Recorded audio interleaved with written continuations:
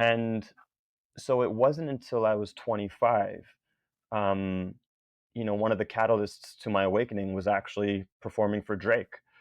It was the biggest dream I was able to imagine for myself. I just wanted to be the most world famous magician, and I achieved my biggest dream. I performed for Drake, blew his mind. He gave me a shout out on camera, and shook my hand, told me I'm going to go far in life. And I thought that now that this happened, now that I achieved my biggest dream, I will have reached fulfillment, this thing I had been chasing to fill this void. Mm.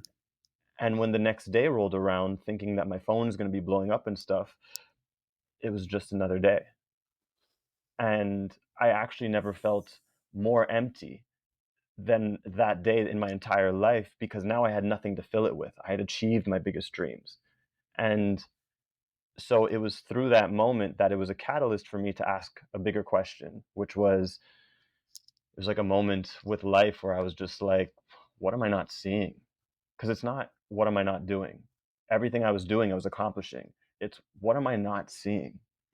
And that opened up the doors of synchronicity, so to speak, and started to introduce to me these spiritual concepts, starting with these ancient Egyptian teachings, where eventually, after a year went by of me kind of diving into spirituality and understanding what that world was, I ended up meeting my first spiritual mentor, who reminded me that of who I truly was. And he gave me this channeling experience at a time where I didn't know what channeling was, or didn't even believe in channeling or energy healing or any of those things. And he gave me this experience where he was just like, you think you're this macho impressive magician who's a celebrity and gets girls and da da da da da, but really the real you is sensitive and soft and wants to help people and has similar gifts and abilities like me inside. And I had no idea what he was talking about as far as gifts and abilities.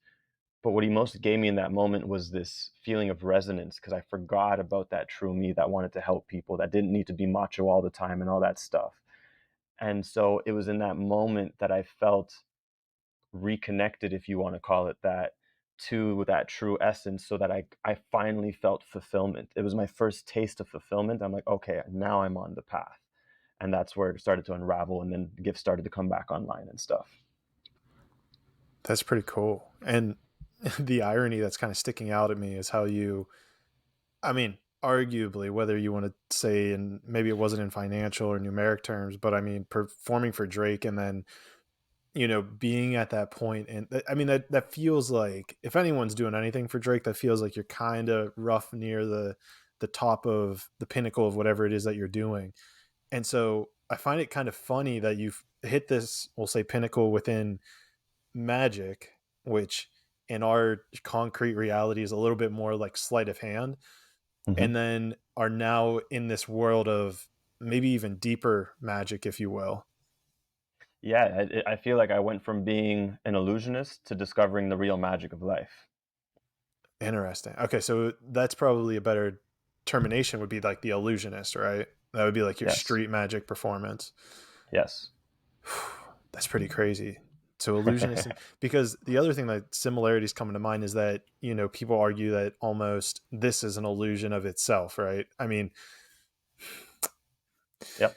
I don't know how to dive into that given this conversation, but I mean, because there is an element of it that this is real, right? Like we are having this conversation, right? Like I'm not Yep. crazy, but uh, but there is that also element of this just being kind of like this playground or like having fun with it, which I'm sure is another thing that you have to bring into your street magic, your illusionist realm to make it entertaining and for people to enjoy it as well. Oh, totally. For me, when I think of the word illusion, it comes from the Latin word, or it might be Greek word. I might make a mistake there, but it comes from an ancient meaning, which means illudere, which means to play. It's a way of playing with Whoa. reality. And so you're putting on a play of what's happening. So when I'm taking a card and making it vanish from my hand and appear in your pocket, let's say, the experience that you're having of the card teleported from my hand to your pocket, which is the illusion, the experience is different than the mechanism or the trick that's allowing for that experience to happen. So the experience is the illusion, so to speak. We're experiencing this physical reality illusion and we're like, whoa, this feels so real. But the mechanism that's allowing for this physical experience, that's where we start to look at the science magic or the real magic of it all, the nitty gritty. Mm. And that's kind of, I guess, then where the science comes into play with this and kind of becomes almost this like logical tool of explanation, if you will, for why things are happening the way they are. Right. And I feel like there's the scientific portion and also the mystery, because there's always that realm of I don't know. There's always like, yeah, I can explain it to a degree and it'll make sense and it'll resonate. I might say like, yeah, this reality is like a dream. And that's a fair metaphor, I believe. When this reality is like a dream and perhaps when you die, there's been lots of evidence and cases to say that it's a lot like waking up from a dream and you wake up to the totality of who you are. And even with that kind of analogy, that could make sense, and maybe there are scientific things that can complement that.